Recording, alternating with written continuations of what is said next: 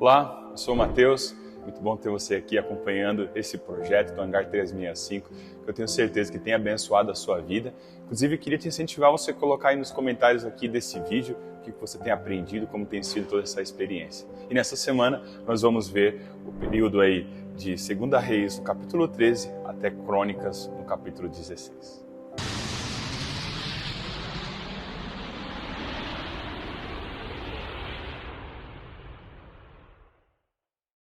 Estamos dando sequência aqui na nossa conversa, nos nossos vídeos, a nossa leitura, as narrativas dos reis de Israel e de Judá, incluindo aí os seus sucessos, as falhas, em seguir a vontade de Deus de cada um desses homens. Aqui nós vemos diversos pontos de abordagem que nós podemos conversar: idolatria, rebelião contra Deus, arrependimento e também restauração.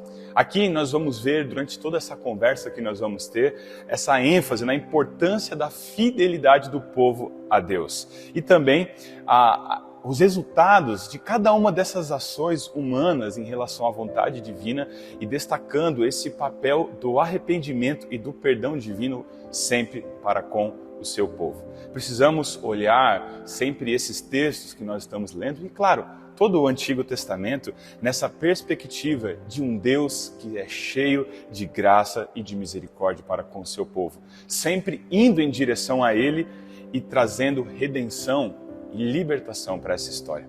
Então, aqui hoje nós vamos relatar alguns dos reinados descritos nesse livro. Já no início do capítulo 13, o autor vai descrevendo o reinado do rei Joás sobre Israel e Amazias sobre Judá, o reino do sul.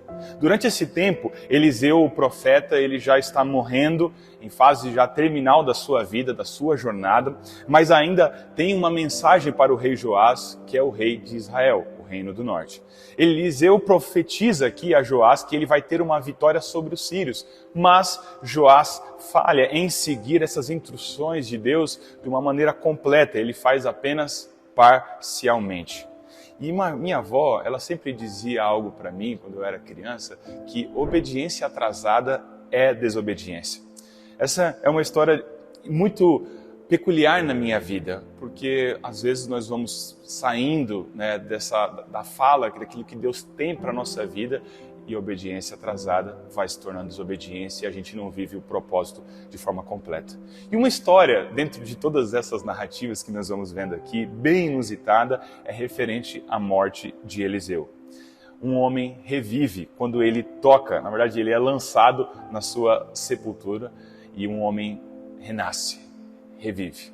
É muito interessante porque quando nós vamos olhando para a história de forma macro, como um todo, você pode se lembrar alguns capítulos anteriormente que isso aconteceu com o profeta Elias.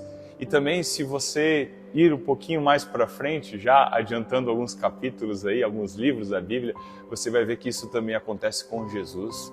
E Paulo vai dizer lá nas suas cartas que o último inimigo era a morte e Jesus vence. Aqui nós vemos tanto na vida de Elias, de Eliseu e também na vida de Jesus, que o nosso Deus é um Deus de vivos e não um Deus de mortos.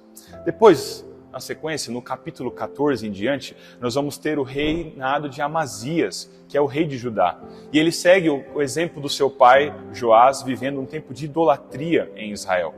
E ele acaba atacando, desafiando o rei Jeroboão II. E claro, ele é derrotado, capturado e Jeroboão toma parte dos muros da cidade de Jerusalém. Também esse livro vai narrar aí a sequência de reinos sucessivos como o de Jeroboão II, Zacarias, Salum e Pecaías sobre Israel, o reino do norte. Durante esse tempo, a nação de Israel ela vai continuando desviando-se cada vez mais, vivendo um tempo de perversidade, vivendo um tempo de afastamento e de idolatria, se esquecendo completamente dos caminhos do Senhor. Aqui você vai ver que os profetas continuam a advertir contra essas práticas, mas o povo não se arrepende. Perceba como esse ciclo ele é recorrente na história de Israel. Desde o período de Juízes até aqui esse momento, nós vemos como esses relatos, as histórias que são contadas de geração em geração, a voz dos profetas é presente, mas as decisões do povo são as mesmas, de se opor à vontade de Deus. Algo para ficar aqui para nossa reflexão é que nós precisamos sempre estar atentos a esses padrões de morte, que também não ficaram apenas naquele período, mas estão também nas nossas vidas. Muitas vezes a gente vai não percebendo, mas Deus está falando o tempo inteiro. Deus não está em silêncio. E nós precisamos discernir a voz de Deus, ver esses ciclos de morte e romper com cada um deles. Também, enquanto isso, na verdade, lá em Judá, no Reino do Sul, os reis Azarias, Jotão, Acás e Ezequias continuam o seu governo. Alguns desses reis são fiéis a Deus, enquanto outros seguem a passos largos no mesmo caminho de Israel, vivendo num estado de total idolatria. Talvez o mais notável deles seja Ezequias, pela reforma religiosa que ele executa, e também pelo restauro do verdadeiro culto a Deus em Judá, e também ele vai desfrutando das bênçãos de permanecer fiéis a Deus. O povo vai desfrutando ali durante esse período, um período de paz. Finalmente, o livro declara aqui com muita, ali talvez, violência e tristeza para o povo de Israel e para todos que fazem a leitura, a queda do reino do norte sobre os assírios e o governo de Senaqueribe. É um bom nome para você colocar aí no seu filho. Senaqueribe, guarda aí. Os assírios levaram cativos muitos israelitas, dispersando praticamente toda a tribo do norte. Judá, sob o reinado de Ezequias, também é sitiada por Senaqueribe, mas Deus intervém poderosamente e salva Jerusalém dessa destruição.